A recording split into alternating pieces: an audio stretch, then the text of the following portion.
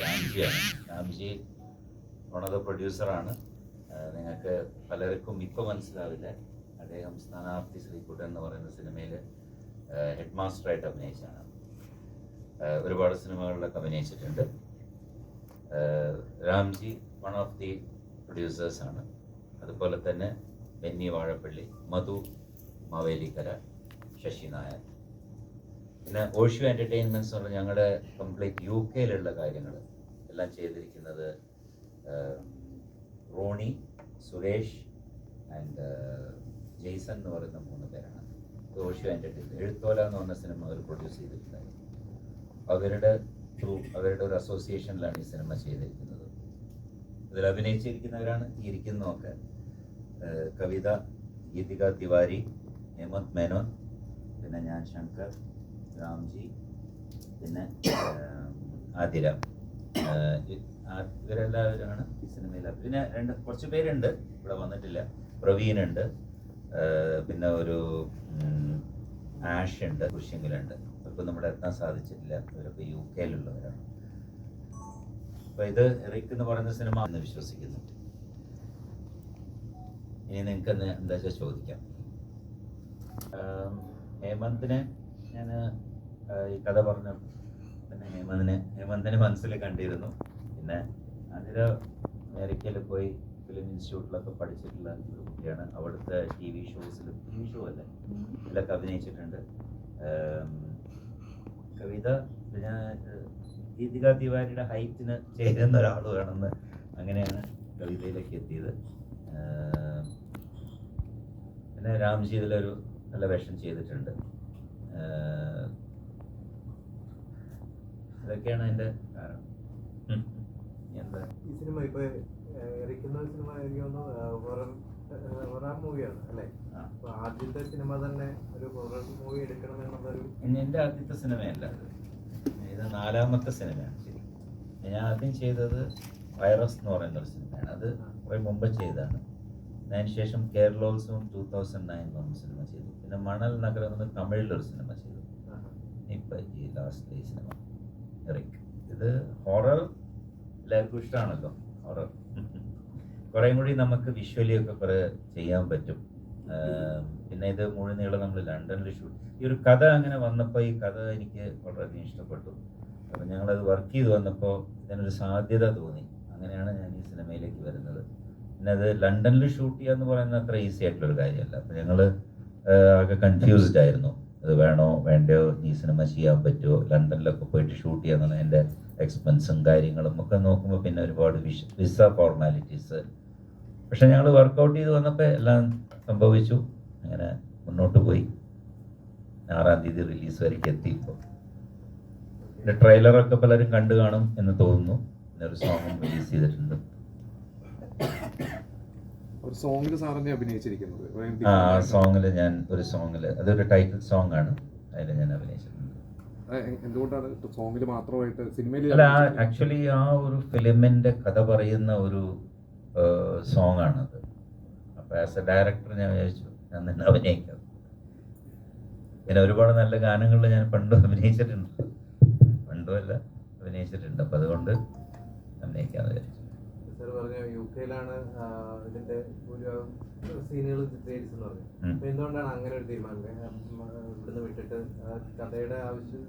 കഥയിൽ അത് ഡിമാൻഡിങ് ആണ്. അതൊരു ഫോറിൻ കൺട്രി, UK ആവണമെന്നില്ല, ഏതെങ്കിലും ഒരു ഫോറിൻ കൺട്രിയിൽ ആ സിനിമ എടുക്കാൻ പറ്റുള്ളൂ. ബിക്കോസ് അതിൽ പല കാര്യങ്ങളും അങ്ങനെയാണ് വരുന്നത്.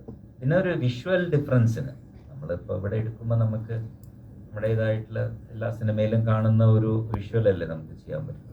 അപ്പോൾ ആ ഒരു ചേഞ്ചിന് വേണ്ടിയാണ് ചെയ്യുന്നത്. അതും കൂടി ഒരു കാരണമാണ്. എഴുതി, ലൊക്കേഷൻസ് കണ്ടെത്തി, ആർട്ടിസ്റ്റിനെ കണ്ടെത്തി, അത് പിക്ചറൈസ് ചെയ്യുന്നു, പിന്നെ അതിൻ്റെ ബാക്കി പോസ്റ്റ് പ്രൊഡക്ഷൻ വർക്ക് വരുന്നു. ഇതിലെല്ലാം നമ്മൾ ഇൻവോൾവ് ആണ്. അതാണ് എന്നെ കൂടുതൽ എനിക്ക് ഇഷ്ടപ്പെട്ടത്. ഇന്നത്തെ സിനിമാ മേഖലയിൽ സംവിധായകൻ അല്ലെങ്കിൽ ഒരു പ്രൊഡ്യൂസർ നേരിടുന്ന ഏറ്റവും വലിയൊരു പ്രശ്നമായിട്ട് ഇപ്പോൾ താങ്കൾക്ക് തോന്നിയത് സിനിമ എല്ലാ മേഖലയിലും കൈകാര്യം ചെയ്തു ചോദിച്ചതാണ്. ഈ സിനിമ എന്ന് പറയുന്നത്, ഒരു സിനിമ നമ്മൾ ചെയ്യുന്നു, അപ്പോൾ നമുക്ക് അതിൻ്റെ വിജയ സാധ്യതയൊന്നും നമുക്കറിയില്ല. ബിക്കോസ് അതൊക്കെ തിയേറ്ററിൽ വന്നതിന് ശേഷം മാത്രമേ നമുക്കത് പറയാൻ പറ്റുള്ളൂ. പിന്നെ ഒരു സിനിമ ഇന്ന് ഇറക്കുക എന്ന് പറയുന്നത് നമ്മൾ എടുത്ത് അത് തിയേറ്ററിലേക്ക് എത്തിക്കുക എന്നുള്ളൊരു പ്രോസസ്സ് ഭയങ്കര ഡിഫിക്കൽട്ടായിട്ടാണ് തോന്നുന്നത്. തിയേറ്റേഴ്സ്, പോസ്റ്റ്, അതിൻ്റെ ഒരു പ്രൊമോഷൻസ് കാര്യങ്ങൾ. ഇപ്പം നമ്മളിപ്പോൾ എല്ലാവരും ഇരുന്നതിൻ്റെ ഒരു പ്രൊമോഷൻ്റെ ഭാഗമായിട്ടാണ് ഞങ്ങളെല്ലാവരും വന്നിരിക്കുന്നത്. അപ്പോൾ ഇതിലേക്കൊക്കെ വന്ന് ഇതെല്ലാം ചെയ്ത് വന്ന് ഇതിൻ്റെ എൻഡ് റിസൾട്ട് എന്താണെന്ന് നമുക്കറിയില്ല. അത് ജനങ്ങൾ പറയണം. അപ്പോൾ ഞാൻ ഏറ്റവും കൂടുതൽ ഏത് കാലഘട്ടത്തിലും സിനിമ അങ്ങനെ തന്നെയാണ്. സിനിമ എടുക്കുന്ന പ്രൊഡ്യൂസർക്കാണ് അതിൻ്റെ ഏറ്റവും വലിയ ബുദ്ധിമുട്ട് വരുന്നത്. ബാക്കിയുള്ളവരെല്ലാം കാശ് മേടിച്ചിട്ടു. പക്ഷെ ഒരു പ്രൊഡ്യൂസർ അത് തിയേറ്ററിലേക്ക് എത്തിക്കുന്ന വരയ്ക്കുള്ള ആ ഒരു ബുദ്ധിമുട്ട് അത് ഭയങ്കരമാണ്. ഈ സിനിമ ചെയ്ത് കഴിയുമ്പോൾ ഇതിൻ്റെ എല്ലാ കാര്യങ്ങളും അതിൻ്റെ വസ്തുത വരുമ്പോൾ സാറിലേക്കായിരിക്കും വരുന്നത്, ശങ്കറിൻ്റെ ഡയറക്ഷൻ എഞ്ചിനിലേക്കായിരിക്കും. ഇതിന് മുമ്പ് ചെയ്ത സിനിമകൾ തമ്മിലും ഒരുപാട് വ്യത്യാസങ്ങളുണ്ടാവുകയില്ല. എന്താണ് ഈ സിനിമ മുൻ സിനിമകളിൽ നിന്ന് വ്യത്യസ്തമായിരിക്കുന്നത്? അല്ല, അതിൻ്റെ വ്യത്യാസം എന്ന് പറയുന്നത് അതിൻ്റെ ആ ജോണർ തന്നെയാണ്, ഹൊറർ. പിന്നെ നമ്മളത് അത് സിനിമ കാണുമ്പോൾ അറിയും. ബിക്കോസ് അതിൽ കുറേ സംഭവങ്ങളുണ്ട് ആ സിനിമയിൽ. ഞാൻ പറഞ്ഞതുപോലെ അതിൻ്റെ ഒരു വിഷ്വൽ ഡിഫറൻസ്. ഒരു സിനിമ കാണുമ്പോൾ നമ്മൾ പല സിനിമകൾ കാണുമ്പോൾ നമുക്ക് വിഷ്വലി ചിലപ്പോൾ ചില സിനിമകൾ ഇഷ്ടപ്പെട്ടു. പക്ഷെ എന്നാലും അതിനകത്തൊരു കഥ വേണം, അതിനകത്ത് ചില നല്ല എലിമെൻറ്റ്സ് വേണം. എല്ലാം ഇപ്പം നന്നായിരിക്കണം എന്നില്ല, പക്ഷെ എടുത്ത് പറഞ്ഞ് സംസാരിക്കപ്പെടുന്ന ചില എലിമെൻറ്റ്സ് അതിനകത്ത് വേണം. അപ്പം അതൊക്കെ ഈ സിനിമയ്ക്കകത്തുണ്ട് എന്നാണ് ഞാൻ വിശ്വസിക്കുന്നത്. പിന്നെ ഇതിൽ വർക്ക് ചെയ്തിരിക്കുന്ന ടെക്നീഷ്യൻസ് അവരും വളരെ നന്നായിട്ട് അത് കൈകാര്യം ചെയ്തിട്ടുണ്ട്. അതിൻ്റെ ക്യാമറാമാൻ ആണെങ്കിലും ശ്രീജിത്ത് പാച്ചാണി, ജോമോൻ്റെ കൂടെയൊക്കെ അസോസിയേറ്റ് ആയിട്ട് വർക്ക് ചെയ്തിട്ടുള്ള ഒരാളാണ് ശ്രീജിത്ത്. പിന്നെ അതുപോലെ അനൂപ്,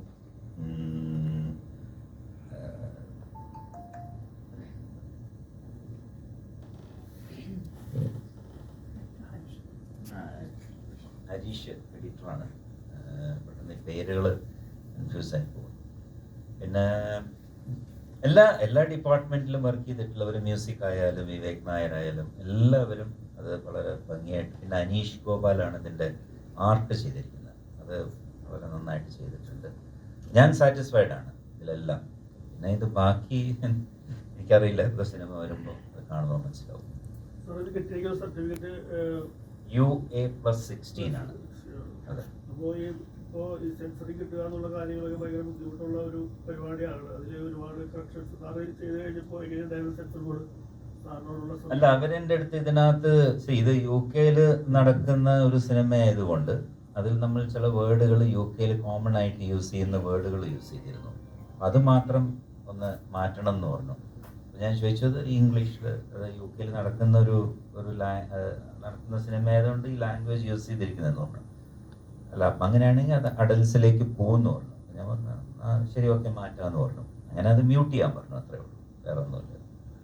സാറിന് തോന്നുന്നുണ്ടോ ഇപ്പൊ ഈ പറയുന്ന സെൻസർ ബോർഡിന്റെ നൂലാമാലകളൊന്നും ഇല്ലാതെ ഇറങ്ങുന്നു, അതേസമയം കലയ്ക്ക് പ്രാധാന്യം കൊടുത്തുകൊണ്ട് വരുന്ന പല സിനിമകളുടെയും ചെറിയൊരു നോർമലായിട്ട് ഉപയോഗിക്കുന്ന ഒരു വാക്കിന്റെ പേരിലാണെങ്കിലും കട്ട് ചെയ്യേണ്ട ആവശ്യം വരുന്നു.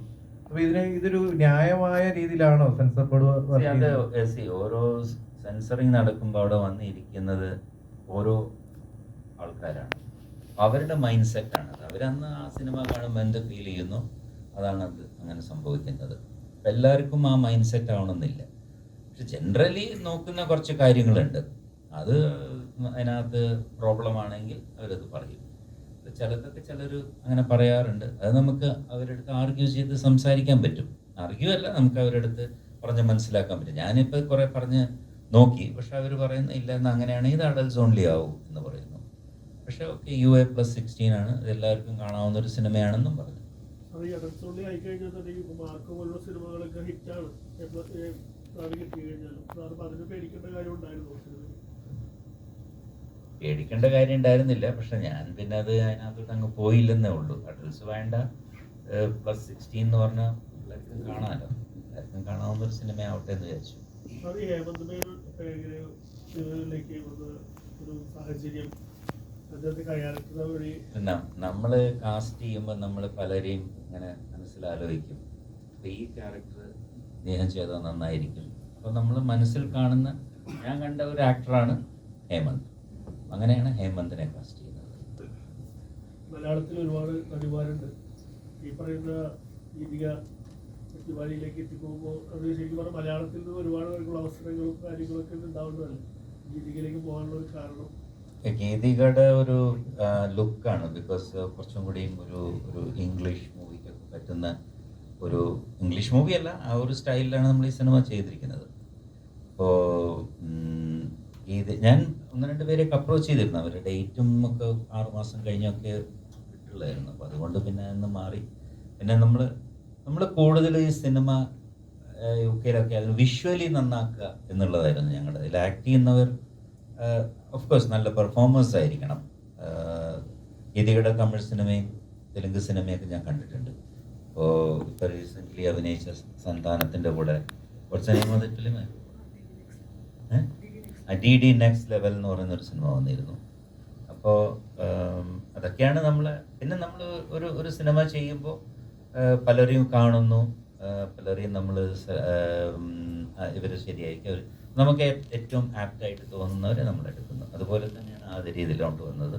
നല്ലൊരു വേഷമാണ് അതിൽ ചെയ്തിരിക്കുന്നത്. ട്രെയിലറിൽ കാണാം, ആദ്യം തുടങ്ങുമ്പോൾ തന്നെ ഈ മോഹമാണ്. Jediya, can you please explain how was working with Shankar sir?